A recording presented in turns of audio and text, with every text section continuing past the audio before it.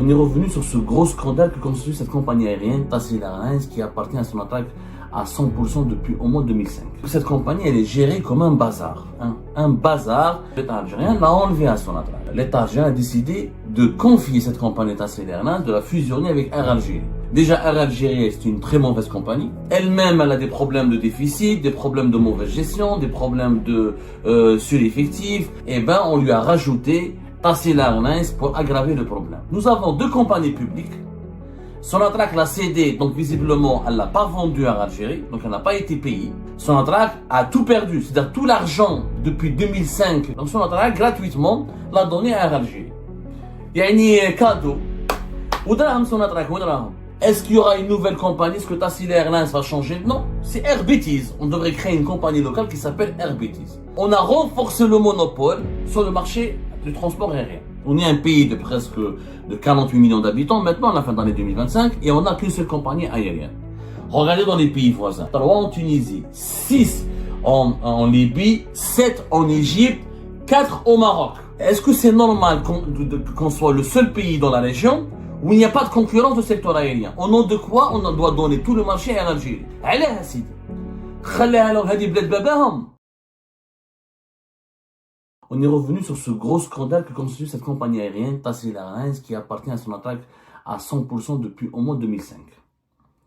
Et on avait expliqué que cette compagnie était un non-sens absolu, que Sonatrach, compagnie nationale des hydrocarbures, n'est pas spécialisée dans l'aérien, c'est pas le corps de son activité, c'est pas ses préoccupations, elle n'a pas d'intérêt particulier pour le secteur du transport aérien, elle a suffisamment d'investissements et de défis à relever dans le domaine, dans son cœur d'activité qui est l'énergie, l'exploitation du pétrole et du gaz notamment, et l'exploitation et l'exploration de nouvelles réserves de pétrole et de gaz.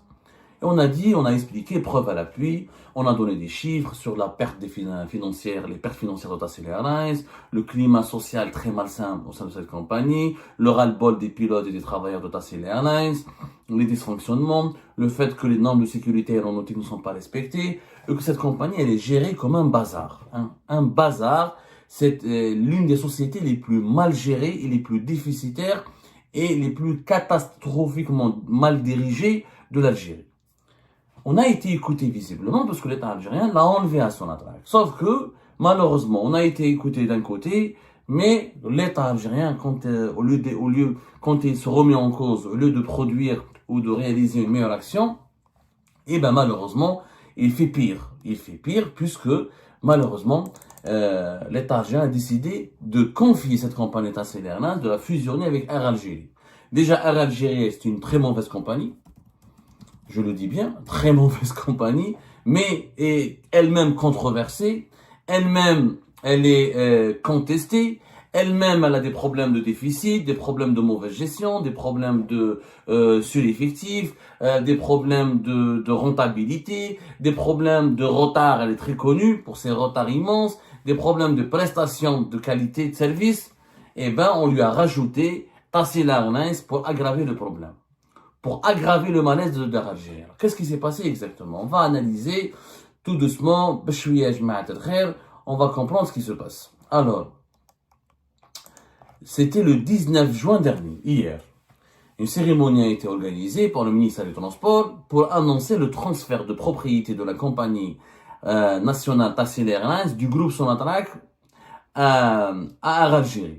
Sonatrach se désengage de Tassila Airlines, elle l'a transféré, elle l'a donné Tassila Airlines à Algérie, en vertu d'un accord qui a été signé hier, jeudi, le 20 juin 2025. Alors, cet accord, on n'a rien compris. Qu'est-ce qui a été dit dans le communiqué d'Air Algérie? L'accord cadre définit les mécanismes réglementaires adoptés pour l'exécution minutieuse de l'opération de transfert, ce qui garantit un transfert organisé de la propriété et la continuité de l'activité dans un cadre légal et reflète le respect par les deux parties des principes de gouvernance, d'intégration stratégique en matière de transport aérien. Vous avez bien vu, c'est un langage technique, vous avez bien compris, vous avez bien entendu, c'est un langage technique qui ne veut rien dire. Principe d'intégration stratégique, continuité de l'activité, mécanisme réglementaire, ça ne veut absolument rien dire. Le communiqué d'Air Algérie explique aussi que ce transfert de la propriété de Tassila Airlines à Air Algérie, en réalité c'est une fusion. Air Algérie absorbe Tassila Airlines, même pas une fusion.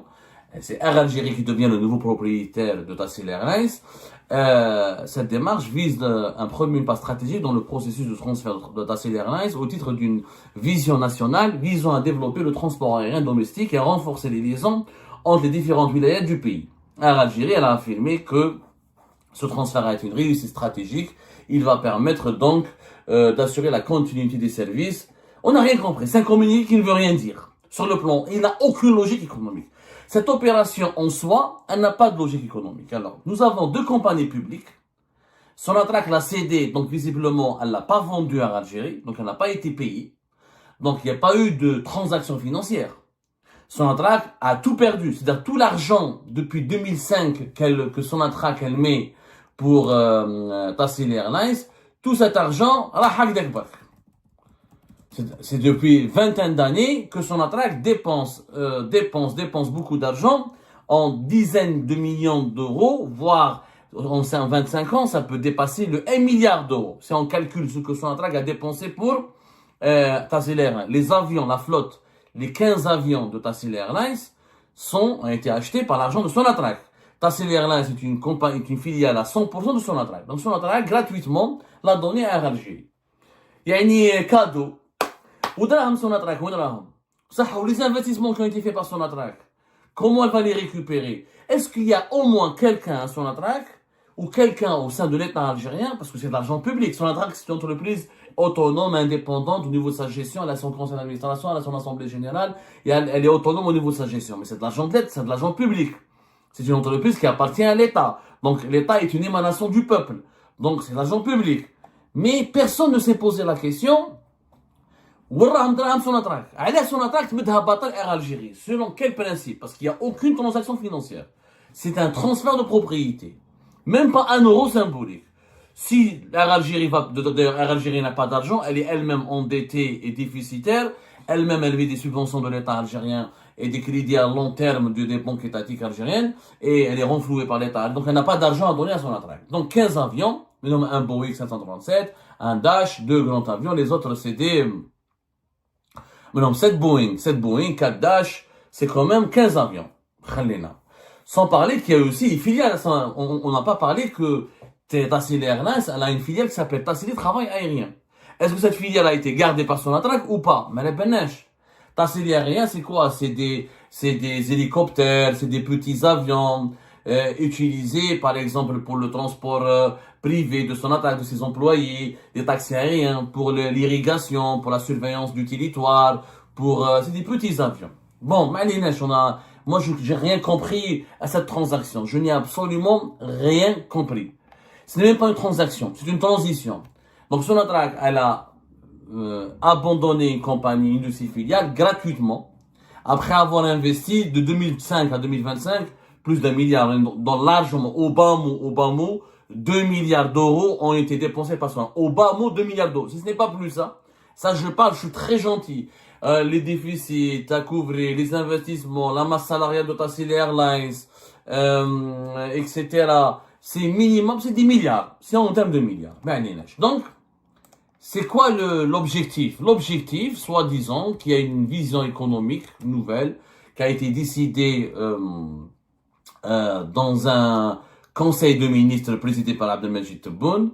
Ça consiste visiblement à créer une nouvelle compagnie qui va s'occuper des vols locaux, des vols domestiques. Et que Air Algérie va s'occuper désormais des vols internationaux. C'est, encore une fois, un contresens absolu. En économie, dans aucun pays au monde, on ne peut rapprocher deux entreprises étatiques, déficitaires. Elles sont pas rentables, sous perfusion financière, et elles ne suscitent aucun enthousiasme, aucun engouement de leur clientèle. Tassili, pour ses retards, pour ses nombres de vols annulés, pour ses mauvaises prestations, elle est décriée par sa clientèle. Air Algérie, elle ne satisfait pas du tout sa clientèle. Il n'y a pas un jour, il n'y a pas un mois, malgré quelques améliorations qui peuvent être passagères et provisoires, il y a toujours les mêmes problèmes, cherté des billets, mauvaises prestations, retard, annulation des vols et monopole du marché. Donc on a pris deux sociétés qui étaient déficitaires et qui ne suscitaient aucune satisfaction, au lieu de les donner à des opérateurs internationaux, d'ouvrir leurs capitaux, de les donner à des compagnies internationales, à des investisseurs étrangers ou nationaux, pour les redresser, pour les rentabiliser, pour améliorer leur gestion et leur gouvernance, nous, on les a fusionnés pour créer une méga compagnie qui est composée de deux compagnies nulles, mal gérées, déficitaires et pas rentables. Il n'y a que l'Algérie qui fait ça. Dans les autres pays du monde, quand des entreprises ne marchent pas, on les revend, on les déclare faillite, on les liquide. Ça ne marche pas. Aucun pays au monde ne garde des entreprises sous perfusion financière qui ne sont pas efficaces, ne sont pas rentables et encore une fois, elles suscitent la colère des consommateurs. Il y a que l'Algérie qui le fait. Haddi l'idée. Donc, Tassila Airlines, je ne sais pas apparemment, est-ce qu'ils vont créer une nouvelle compagnie, est-ce qu'elle aura un nouveau nom? Rien n'est expliqué. Non mais franchement, rien n'est expliqué. Mais les Benesh, ça pour le moment, ça reste sombre. Est-ce qu'il y aura une nouvelle compagnie? Est-ce que Tassila Airlines va changer de nom? Est-ce qu'elle ne va pas changer de nom? Et est-ce que... bon, là, il vaudrait mieux qu'elle change de nom. Qu'elle change de nom et qu'on devrait l'appeler Air Bétis. C'est Air Bétis. On devrait créer une compagnie locale qui s'appelle Air Bétis. Qu'est-ce qui se passe? À travers cette mesure, on a renforcé le monopole sur le marché du transport aérien. Alors qu'on devait avoir une concurrence entre Tassili et Air Algérie, Tassili, elle avait 4 vols à l'international. Paris, Charles de Gaulle, Nantes, Strasbourg et Lyon. Maintenant, elle ne pourra plus faire de vols internationaux, elle devra faire que des vols locaux. Et les vols domestiques d'Air Algérie seront gérés par cette nouvelle compagnie filiale d'Air Algérie. Donc, on a renforcé, au lieu d'ouvrir le marché aérien en Algérie, le marché du transport aérien. Non seulement il a besoin d'un concurrent, d'un appel à la concurrence, non seulement il a besoin de compétition, comme dans tous les secteurs économiques, quand il y a un seul opérateur, quand il y a une seule entreprise, il se passe quoi?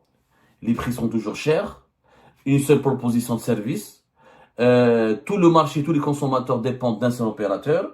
On devra payer le prix que cet opérateur nous exigera. Et la demande, elle est beaucoup plus forte que l'offre. Il y a une seule offre par rapport à beaucoup de demandes. Du coup, des prix chers, mauvaise prestation de service et aucune concurrence possible avec un opérateur, une tierce partie. Et du coup, aucune amélioration des prestations. Pourquoi voulez-vous qu'un opérateur se remette en cause et améliore ses prestations de service puisqu'il a le monopole du marché? Il va fixer les prix qu'il veut. Il n'y a que l'État qui va lui dire de baisser, de ne pas baisser. Aucune logique économique. Il ne va jamais améliorer ses prestations de service parce qu'il n'est pas confronté à une concurrence. Du coup, on aura des prix très chers, mauvaise organisation, anarchie, retard, des vols annulés et des voyageurs qui ne seront jamais contents. On va aggraver le problème. Ça n'existe pas de fusionner deux compagnies pour aggraver le monopole. Donc tous les pays du monde s'ouvrent à la concurrence. L'Algérie, au lieu de s'ouvrir à la concurrence pour augmenter l'offre et équilibrer entre l'offre et la demande et permettre à des nouveaux investisseurs de créer des emplois, d'apporter de la richesse, de verser des recettes fiscales, plus il y a des sociétés qui travaillent, plus l'État prend des recettes fiscales, des sociétés payent des impôts, les impôts sur la société, le recrutement, les cotisations sociales, et on crée du dynamisme économique. Quand il y a plusieurs sociétés dans un secteur, l'État il est gagnant, le pays il est gagnant, les consommateurs ont plusieurs offres, donc il y a de la concurrence, les prix vont baisser, les consommateurs pourront consommer, donc on aura plus de voyageurs, plus d'activités, de la croissance et des recettes fiscales, puisque les sociétés, si elles travaillent bien, elles vont payer des impôts sur le bénéfice, des impôts, des taxes locales, elles vont payer différentes taxes de valeur ajoutée, des droits douaniers, etc. Et ça renfloue les caisses de l'État. C'est pour ça qu'en économie, on parle de l'ouverture du marché, l'économie de marché. Plus il y a de la concurrence, plus il y a de la croissance, du dynamisme et des créations de richesses. En Algérie, non.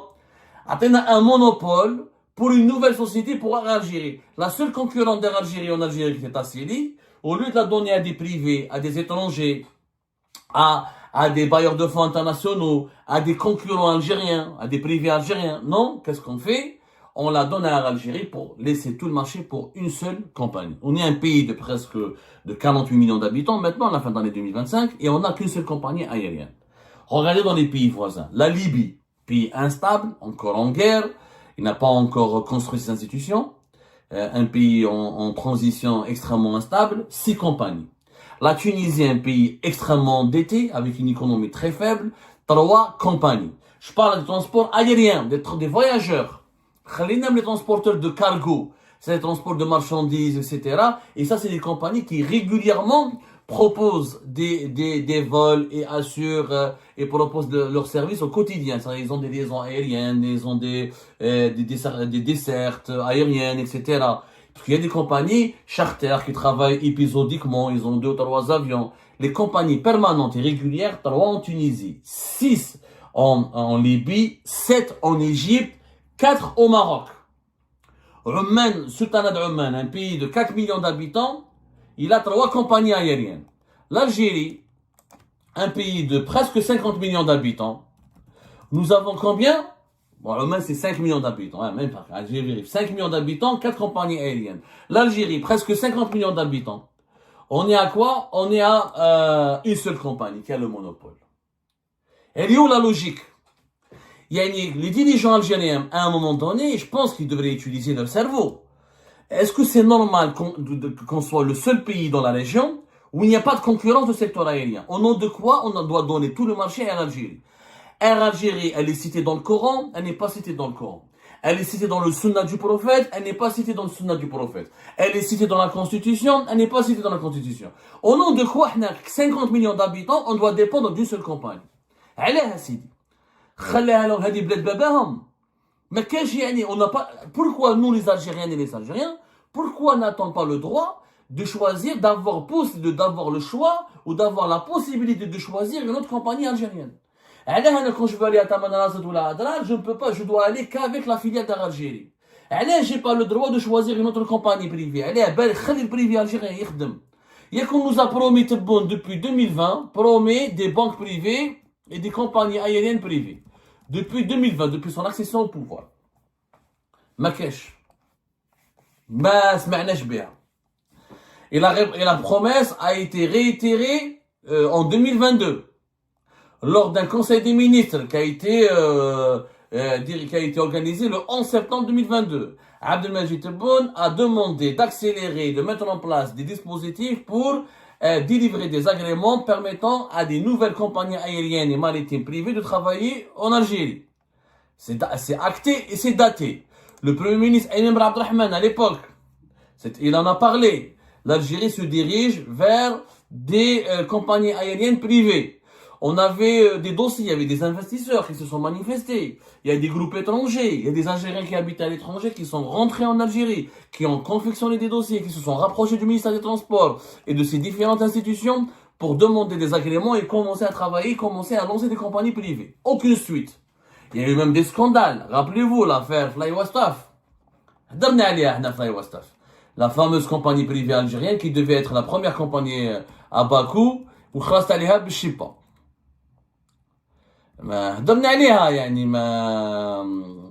Il suffit juste de revoir les investigations, les enquêtes d'Algérie Part. J'ai pas les dates j'ai pas les dates exactes. C'était l'année dernière en tout cas, l'affaire FlyWestaf. On en a parlé, etc. On a les documents, on a expliqué comment des hauts responsables ont demandé des pots de vin de plus de $500,000 aux initiateurs de cette compagnie parce que qui cherchaient des actionnaires algériens, etc. Où ça a saboté. Une affaire de corruption. Voilà, c'était il y a 1 an plus exactement. Highlight l'émission, vous pouvez la voir, c'est une longue émission de 34 minutes, une enquête de 34 minutes. C'était exactement le 31 août 2023. Il y a de cela 2 ans pratiquement maintenant. Le projet de la première compagnie à bas prix en Algérie, saboté par un proche corrompu de Tebboune. Depuis 2021, ils se sont battus. Ils se battent pour essayer de faire une compagnie privée en Algérie, comme l'a promis le gouvernement algérien, depuis 2020. Depuis 2020, on a fait 2025. Alors, pas de compagnie privée, pas d'encouragement, pas d'ouverture pour les investisseurs étrangers, mais monopole encore renforcé encore imposé, encore un monopole encore, comment dirais-je, encore protégé, encore sacralisé autour d'Algérie, un monopole pour l'Algérie. Et dit comment voulez-vous qu'on croie à ce pays? Comment voulez-vous que les Algériens et les Algériens aient confiance en leurs dirigeants? Comment voulez-vous que les bailleurs de fonds, que les investisseurs internationaux peuvent donner de la crédibilité, puissent donner du crédit aux autorités algériennes? Comment voulez-vous? مستحيل. Notre pays, il perd tout simplement sa crédibilité. Et ben voilà, c'est la fin de cette vidéo. Je vous remercie toutes et tous, comme d'habitude, pour avoir suivi la vidéo jusqu'à la fin. N'oubliez pas de nous laisser vos commentaires et vos réactions sur le sujet de cette vidéo et de partager le contenu si ça vous intéresse. Et je tiens toujours à remercier nos abonnés et les personnes qui réagissent de façon régulière sur nos vidéos et qui nous suivent et qui nous laissent des commentaires. Donc, merci beaucoup pour votre dynamisme et pour votre sens de partage et de discussion. Donc voilà, sans vous, ce contenu n'a pas vraiment de valeur sans cette communauté qui ne cesse de s'accroître. Donc merci beaucoup et à la prochaine dans une nouvelle vidéo. Au revoir.